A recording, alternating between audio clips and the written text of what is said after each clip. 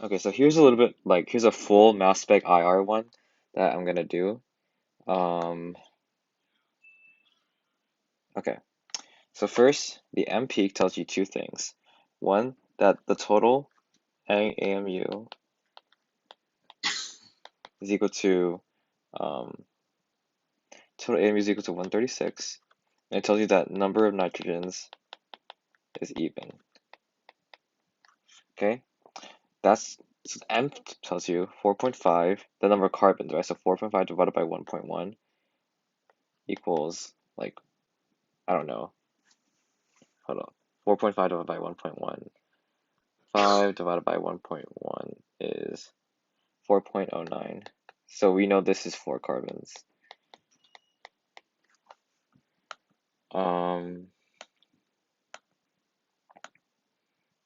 Next thing to do is, yes, here we go. Now let's look at this. We see it's at 98%. This indicates bromine. And remember that bromine, the weight is 79, not 80. Okay? Just remember that 4% is sulfur and like 33% is like chlorine. Okay? Okay, cool. So now let's like make our chart. So the known the total weight minus the known atoms. So 4 times 12 is 48. Okay. And then we have minus the bromine, which is 79. If you do that, you're gonna get 9 AMU left over for O and an H. Okay, so that makes it easy. So now we know our formula is for sure C4H9Br. And if you need more help doing mass spec, like do the old worksheets with the table. But just remember that you're gonna make the table that looks like this, like O and H, and then like the formula, right? Oh, let's check if this violates the hydrogen rule. So let's see. The hydrogen rule is 2C plus N plus 2 equals the max number of hydrogens. Doesn't mean our formula has to have this number of hydrogens. This just means it needs to have less than the max number of hydrogens. So 2 times 4 plus 0 plus 2 equals 10. But then that seems to violate or increase it, right? But remember, this is the max number of hydrogens and halogens. So and remember that bromine is a halogen. So technically, this is fine, right?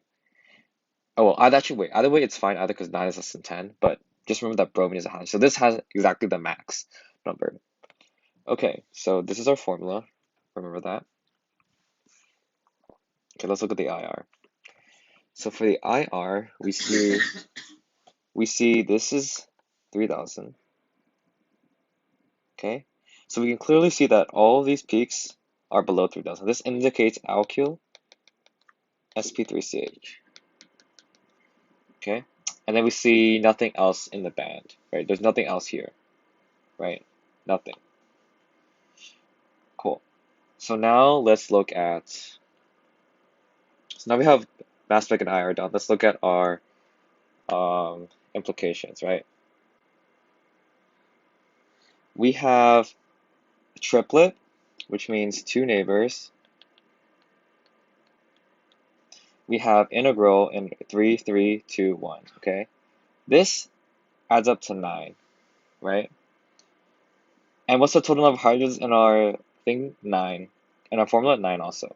This is a good way to check your formula, right? You know that this must equal the ratio of the hydrogens, okay? Must equal the ratio of the integrals, actually, sorry. So it makes sense that it has to be this. This has to be a multiple of this, of your formula to double check it, okay? So this already equals to 9, so it's the same number of hydrogens, 3, 2, 1. Okay, let's finish the rest. Doublet means one neighbor. Pentet means four neighbors. And sextet means five neighbors. Okay? So, what's the easiest way to make 3 hydrogens equivalent with 2 neighbors? Well, kind of how we did last time. C H3, CH. Okay, this time, so now these are the ones we're talking about. The CH3 has two neighbors. Okay, the next thing is, so now let's do the same thing. Now this is another CH3, right? Has to be a CH3, right?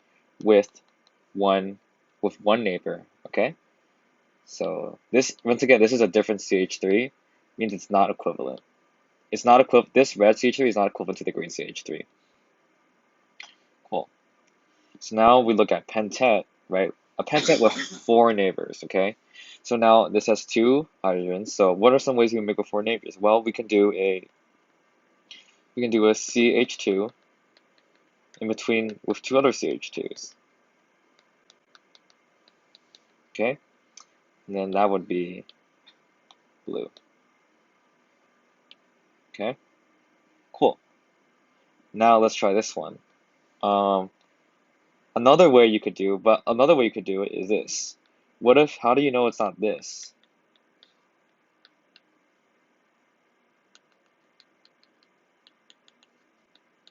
So this could technically also work, right? But how do we know which is which? So that's the question we need to answer. I'm gonna redraw this actually. Let me redraw it like this. This will make more sense. Make things easier. This time, this is still the blue one. Okay. So now, let's finish up the last one. It's a sextet with five neighbors. So it is a singular hydrogen, right? So it has to be a CH. Okay. And it needs to have five neighbors. So it needs to be a CH3 surrounded by a CH2. This is the only way to do this. We'll make this one yellow. Okay. So now that you see, so now we have, this is the only way, this is the only way, and this is the only way to get these, right? Do you think these match up with the one on the blue one on the left or the blue one on the right? It matches up more with the one on the left because we don't have any other CH signals in the other signals, right? There's no other CH structure in the other ones, right? There's no other of these in the other signals. So we know that it's going to be the one on the left, okay? So now we have our pieces, and now we kind of want to put them together, right? You have like a little bit of every piece. So now how do you put that together? Um, what we can do is let's start putting it. Let's start with the green. Okay. Okay. See. So this is the green.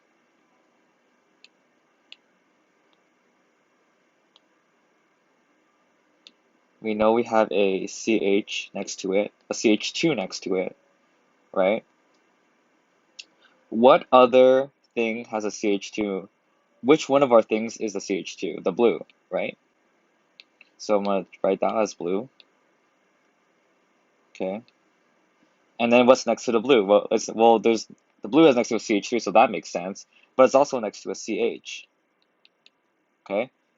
Which one of these signals is the CH? This one, the yellow one. Okay. The next thing to do. So now what's next to the yellow one? Well, the yellow one is next to a CH2, which is the blue right there, and a CH3. Okay. And that would be the red one, the red CH3. And that makes sense, right? Because the red CH3, right, was next to a CH, which makes sense here. So now all of this makes sense now, right? And then now let's go check our formula. It was a what was it? C4H9Br with no functional groups except alkyl sp3CHs. C4H9Br. We have 4 carbons, okay, and we have 9 hydrogens. 1, 2, 3, 4, 5, 6, 7, 8, 9. So that makes sense, right? What are we missing? The BR. Where does the BR go? Right here. Okay, so that makes sense, right? That's why the yellow CH has the highest chemical shift because it's closest to the BR, right? And then that's why the green one has the lowest chemical shift because it's furthest away from the BR. We wouldn't be able to differentiate the red and the blue because they're so close together, so we don't know which signal belongs to which, but in that case, it doesn't matter for building the molecule. So, yeah. So then you can use the chemical shifts to double check and make sure your molecule makes sense, right? It makes sense that this CH, right, is closest to the BR. Okay, so yeah, that's this question. Good luck.